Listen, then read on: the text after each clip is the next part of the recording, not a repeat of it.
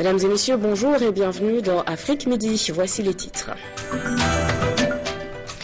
Hier, le siège de l'ONU en Somalie a été touché par un attentat à la voiture piégée. Cette attaque a fait environ 9 morts. Et ce jeudi, le monde célèbre la journée dédiée aux réfugiés, les personnes contraintes de fuir leur pays pour des raisons diverses.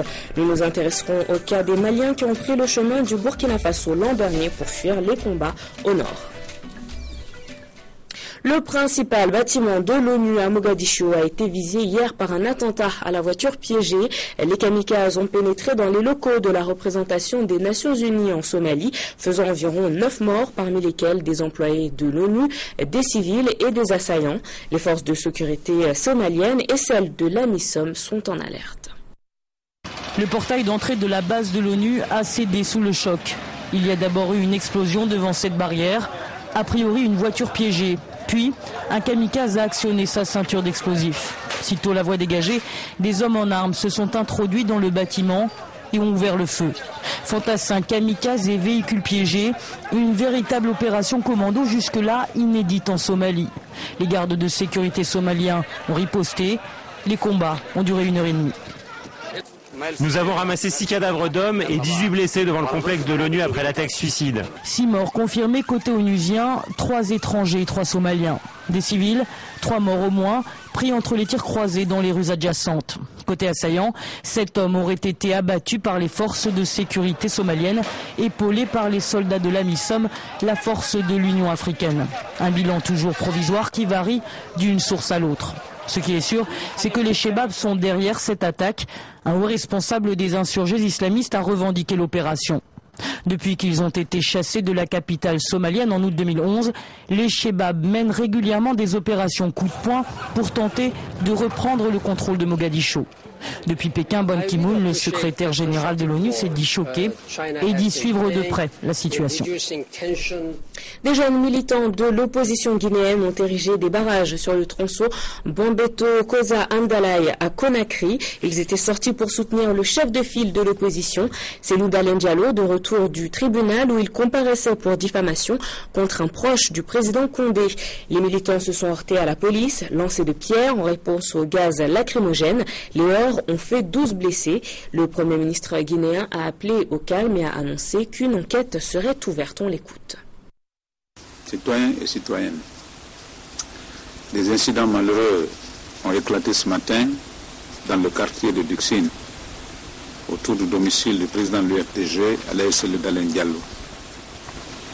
Le gouvernement condamne vigoureusement ces actes de violence qui sont regrettables, surtout au moment où toute la communauté internationale et l'ensemble du peuple de Guinée ont salué les efforts du président de la République, de son gouvernement, pour restaurer, pour endiguer la violence et restaurer un climat de paix et de quiétude dans notre pays. C'est pourquoi je lance un appel à toutes les populations des zones concernées, de Duxine et les alentours, au calme et à la sérénité, surtout à la jeunesse. À cet instant-ci, le calme est revenu. Mais la gendarmerie est en train de se déployer sur les lieux pour assurer la sécurité des personnes et des biens. En plus, le président de la République, le chef de l'État, a ordonné qu'une enquête urgente soit menée pour que toute la lumière soit faite autour de ces incidents, afin que les auteurs et leurs commanditaires soient traduits devant la justice. Vive la paix et l'unité nationale. Je vous remercie. Et maintenant, direction la France, où le porte-parole du ministère des Affaires étrangères vient d'animer un point de presse sur les récents accords signés entre le gouvernement malien et les mouvements touaregs armés. Pour en savoir davantage, nous avons en direct du Quai d'Orsay notre reporter Oussouf Diagola. Bonjour Oussouf. Bonjour Marou. Alors que peut-on retenir de cette conférence de presse ? Oui, Nabou, il faut retenir que le porte-parole a d'abord rappelé les points essentiels de cet accord, à savoir les principes d'unité et d'intégrité territoriale du Mali, le retour immédiat de l'administration des forces armées et surtout la conclusion d'un accord global après le cantonnement et le désarmement des groupes rebelles. Aussi, Bernard Valero a rappelé le dialogue inclusif qui se tiendra dans les 60 jours après l'entrée en fonction du gouvernement qui sera issu des élections du 28 juillet prochain. Et essentiellement, c'est le rôle de la communauté internationale qui va être garante de l'accord et qui accompagnera la mise en œuvre de cet accord. M. Valero dira donc que sur le plan sécuritaire, la MISMA puis la MINUSMA superviseront le cantonnement et accompagneront le déploiement des forces de sécurité maliennes à Kidal. L'autre point, c'est sur le plan politique, avec un comité de suivi présidé par le représentant spécial du secrétaire général des Nations Unies qui réunira la CEDEAO, l'Union africaine, l'Union européenne, la France, les États-Unis et les pays de la région. Voilà donc, Nabou, l'essentiel de ce point de presse consacré au Mali, entre autres, ce matin au Quai d'Orsay. Merci Oussouf Diagola depuis le Quai d'Orsay à Paris. On célèbre partout dans le monde la journée des réfugiés. Et même s'il y a encore 2 ans, les Maliens n'auraient jamais cru cela possible. Beaucoup d'entre eux ont été contraints l'année dernière de fuir les combats dans le nord du pays. Mais avec l'accord signé à Ouagadougou par les autorités maliennes et le MNLA, prévoyant entre autres le retour de l'armée à Kidal, les déplacés pourraient eux aussi bientôt revenir. Et justement, ils sont nombreux à s'être réfugiés au Burkina Faso. Mehdi Diko est l'un des 2640 réfugiés du site d'accueil de Sanyonyogo. Lui, ses 3 épouses et leurs 6 enfants forment l'un des 800 ménages. À plus de 1000 km de son Kidal natal, il n'oublie pas son thé et son activité, la fabrication de coffrets à bijoux. Entouré des siens, il connaît la joie de vivre en famille. Mais cette jeune mère vit seule ici avec son enfant. Quand mon mari n'est pas là, ça ne me plaît pas. C'est pas bon, ça nous dérange même. Parce qu'un jour, on veut quelque chose, on n'a pas l'argent pour acheter. Sur le site, hommes et femmes s'occupent comme ils peuvent pour vivre ou survivre, c'est selon. Leur vie n'est plus en danger et la Commission nationale des réfugiés CONAREF leur procure leurs moyens de subsistance. Chaque personne a droit à 12 kg du riz, 3 kg du haricot, 0,75 kg d'huile. Aussi, les enfants moins de 5 ans ont droit à 3 kg du CSB. Le CSB, c'est de la farine enrichie. Mais là où le bas blesse, c'est l'absence de moyens financiers pour l'achat de condiments. Certaines femmes vendent leur dotation alimentaire pour s'en procurer. Sur le site, les enfants s'égayent, mais certains présenteraient des symptômes de malnutrition. En plus de malnutris, les infirmiers du centre de santé et de promotion sociale de Sanyonyogo reçoivent d'autres patients. Nous recevons en moyenne 30 malades par jour. Bon, les pathologies les plus rencontrées récemment, ce sont des infections respiratoires aiguës, les maladies diarrhéiques, et puis les traumatismes par voie publique et les plaies. Les conditions d'hygiène, les aliments ou l'eau seraient-ils les causes des maladies diarrhéiques ou des dermatoses? Rien ne le prouve, mais la construction d'un système d'adduction d'eau potable viendra compléter les 8 forages du site. 8 bornes fontaines seront construites, dont 4 pour le site d'accueil et 4 pour les habitants de Sanyonyogo qui vivent en parfaite harmonie avec les réfugiés. Le secteur de la pêche au Sénégal est en crise. Le constat a été fait lors d'un conseil interministériel. Tous les acteurs du secteur ont été réunis afin d'identifier les différents problèmes et des recommandations ont été faites afin de mieux gérer cette filière. Un conseil interministériel, plus de 4 heures de discussion à bâton rompu. Autorités gouvernementales, bailleurs de fonds, ONG, pêcheurs, mareyeurs, armateurs et industriels ont tous participé à la rencontre. Un à un, les problèmes ont été identifiés sans détour. Le secteur est en crise et s'est confronté à un réel problème de gouvernance. Nous devons nous-mêmes nous appliquer ces règles de gouvernance et de transparence. La majeure partie des organisations professionnelles aujourd'hui, ils ne respectent même pas leurs statuts et leurs règlements. Et il y a une floraison d'associations et d'organisations. Et dans ces conditions, nous ne pourrons jamais gérer la ressource et nous ne pourrons jamais aller vers une pêche responsable et durable. Le groupement des armateurs et industriels de la pêche au Sénégal, pour sa part, invite l'État à protéger nos ressources halieutiques. La sonnette d'alarme est tirée, le GAIPES pointe un doigt accusateur sur les chalutiers étrangers. Tous les points noirs soulignés par les professionnels font écho au diagnostic du ministre de la Pêche. Le document présenté par Pape Diouf lors du Conseil indique que le secteur est en crise. Maintenant, place à l'action pour aller vers des lendemains meilleurs. Nous sommes dans une démarche visant à réaliser les recommandations et les décisions qui sont prises. Il faut les rendre effectives.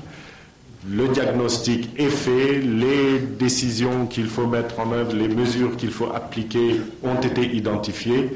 Désormais, il faut aller vite. Parce que malheureusement, la ressource continue de s'épuiser et ne nous attend pas.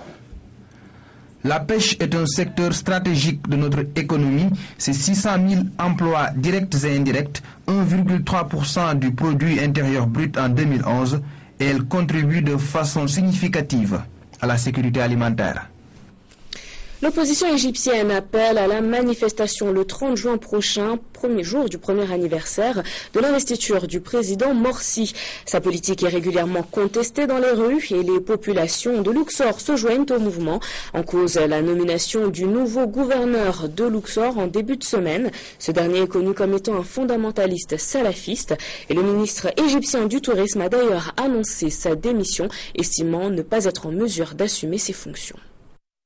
Adel Al-Kayat est l'un des 17 nouveaux gouverneurs nommés par le président égyptien. Ce fondamentaliste salafiste dirigera la région touristique de Luxor. Un choix qui a soulevé la colère dans le secteur touristique. Habitants, salariés, anciens responsables du secteur dénoncent ce geste. Nous rejetons le gouverneur parce que son idéologie, ses pensées et sa doctrine sont totalement différentes de celles de la ville de Luxor. Parce que Luxor est la capitale mondiale du tourisme et de la culture. C'est une insulte à l'industrie du tourisme. C'est une insulte pour les touristes, c'est une insulte aux Égyptiens. Les Égyptiens sont fiers de leur histoire, ils sont fiers de leur culture. Et les islamistes n'ont malheureusement aucune reconnaissance de l'histoire égyptienne et de la culture égyptienne. Adel Al-Kayat est un proche de l'organisation islamiste radicale Jama Islamia, qui a revendiqué en novembre 1997 l'attaque terroriste d'un site proche de Luxor qui avait fait 68 morts, dont 58 touristes. Oublier ce penchant pour le terrorisme et sa condamnation à 1 an de prison. Il peut, selon l'organisation rivale des frères musulmans, revenir sur les lieux du crime. La Jama'a Islamia a révisé sa doctrine. Ils ont supprimé les croyances qu'ils ont utilisées et se sont complètement intégrés à la vie politique. Avec cette nomination, le chef de l'État envoie un signal d'ouverture vers le puissant mouvement salafiste. Mais les frères musulmans dont il est issu ne sont pas en reste, puisqu'ils raflent 11 des 27 postes de gouverneur.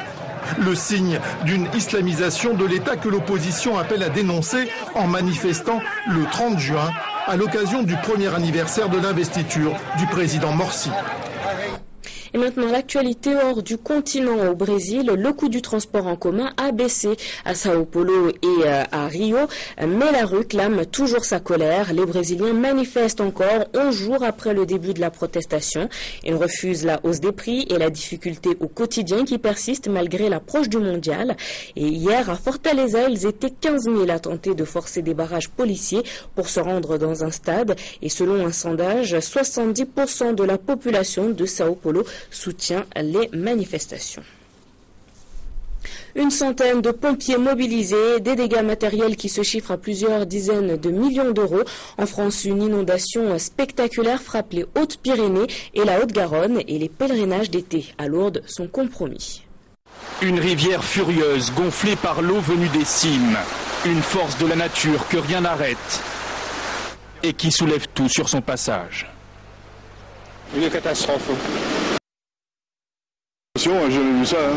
Ah ouais, il fallait s'y attendre. Hein. Le gave creuse son lit dans le béton sans détour, de manière parfois dramatique, comme dans cette rue où une femme de 70 ans est morte noyée. La digue a pété, une grosse vague est arrivée, elle a été embarquée, donc elle a traîné sur la route. Emportée par le courant alors qu'elle tentait de s'extraire de sa voiture.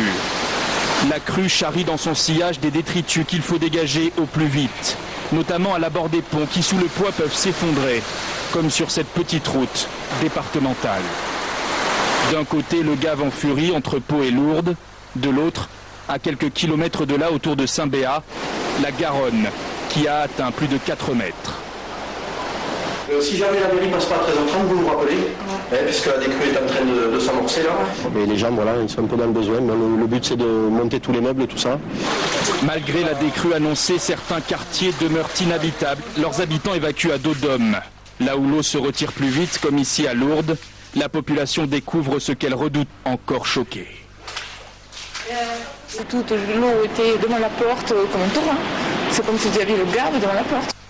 Le sanctuaire est lui orphelin de ses pèlerins. Un îlot isolé ou même la basilique souterraine de 25 000 places est plongée sous 3 mètres d'eau.